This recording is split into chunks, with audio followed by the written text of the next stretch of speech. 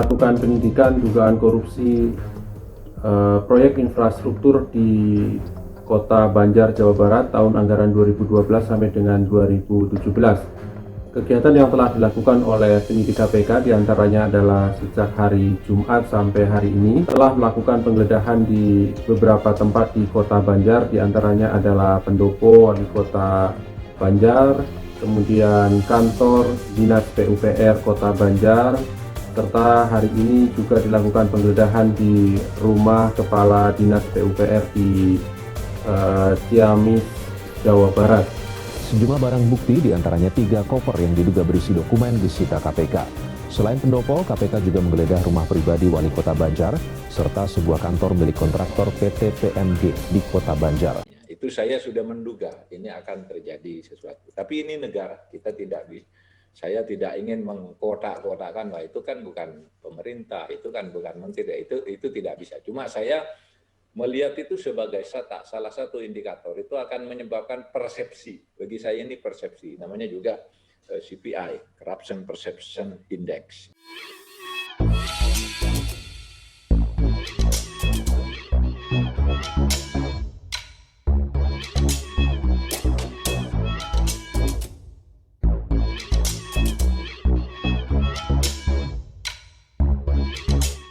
Tonton video ini sampai selesai agar Anda tidak gagal paham.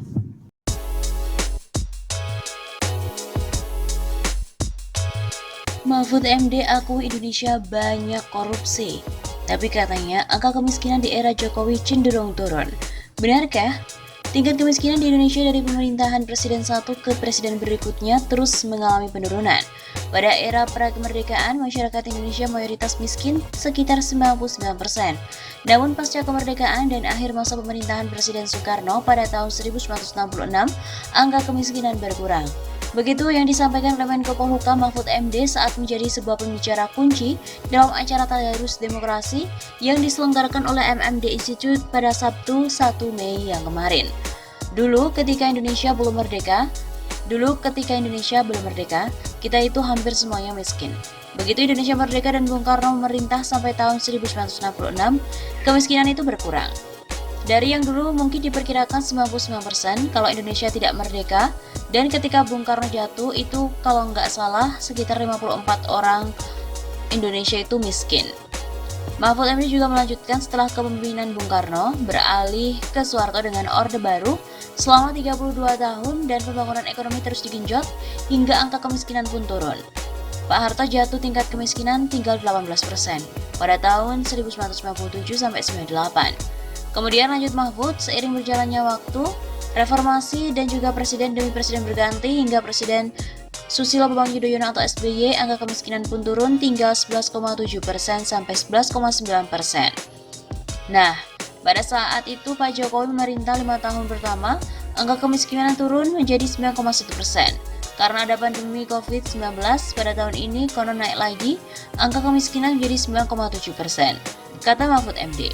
Artinya apa? Ada kemajuan meskipun banyak korupsi, karena negara Indonesia ini kaya raya, kalaupun dikelola meskipun secara koruptif, itu manfaatnya tetap banyak bagi rakyat. Apalagi kalau dikelolanya nanti secara bersih dari korupsi. Demikian mantan Ketua Mahkamah Konstitusi ini. Turut hadir sejumlah narasumber dalam Tadarus Demokrasi tersebut, antara lain ekonom senior Indef Faisal Basri, pendiri MSRC, Saiful Mujani, dan juga Ketua Dewan Komisioner LPS Halim Alamisyah. Mahfud MD juga meminta masyarakat tidak sepenuhnya kecewa pada pemerintahan yang koruptif. Menko Polhukam Mahfud MD meminta masyarakat tidak sepenuhnya kecewa pada pemerintahan yang dinilai koruptif dan juga oligarki, sebab katanya ada kemajuan dari waktu ke waktu yang terus dilakukan oleh pemerintah. Tentu kehidupan demokrasi kita harus terus diperbaiki, tapi kemajuan yang sudah dicapai juga tak boleh dinafikan, kata Mahfud pada hari Sabtu 1 Mei. Ia juga menyebut sejak era Presiden Soekarno, tingkat kemiskinan terus ditekan dari yang awalnya sangat tinggi hingga mencapai 11,9% pada akhir era Presiden SBY. Di era pertama pemerintahan Joko Widodo, angka ini terus ditekan hingga 9,1%. Masuk pada periode kedua, Mahfud MD menyebut tingkat kemiskinan kembali naik 9,7% akibat pandemi COVID-19 yang menyerang sejak tahun lalu. Artinya ada kemajuan meskipun banyak korupsinya. Indonesia ini kaya raya meskipun jika dikelola secara koruptif, itu manfaatnya tetap banyak oleh rakyat, apalagi jika dikelolanya nanti secara bersih dari korupsi. Mahfud juga mengatakan korupsi memang bisa dilihat sebagai fenomena pelanggaran hukum. Tapi dalam disertasinya ia mengatakan baik buruknya hukum itu tergantung pada demokrasinya. Jika demokrasinya berjalan dengan baik, maka hukum akan baik. Kalau demokrasinya buruk, maka hukum juga akan buruk. Konfigurasi politik demokratis tampil dan juga hukum akan menjadi responsif. Tapi konfigurasi politik tampil secara otoriter dan juga hegemonik, maka hukum akan tampil sangat-sangat konservatif. Begitu kata Mahfud. Katanya, korupsi dibangun oleh proses-proses yang secara demokratis benar, tapi substansinya salah. Kasus-kasus yang kadang kala merugikan tujuan negara itu ditempuh secara demokrasi melalui proses-proses demokrasi. Begitu kata Mahfud. Menko Polhukam Mahfud MD mengatakan kebijakan ekonomi Indonesia banyak diintervensi oleh politik, sehingga memicu banyak praktik korupsi.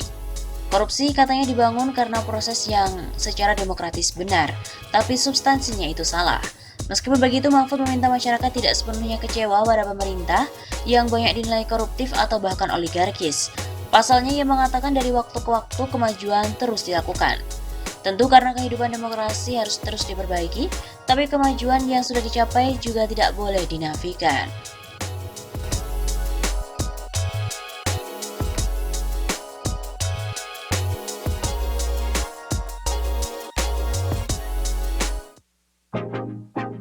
Pemerintahan Jokowi dianggap sangat lemah atas ekonomi, korupsi, dan juga COVID-19. Lembaga survei Kelompok Kajian dan juga Diskusi Opini Publik Indonesia, Kedai Kopi, mengemukakan pemerintahan Joko Widodo paling lemah dalam sektor ekonomi, persoalan korupsi, dan juga mengatasi COVID-19.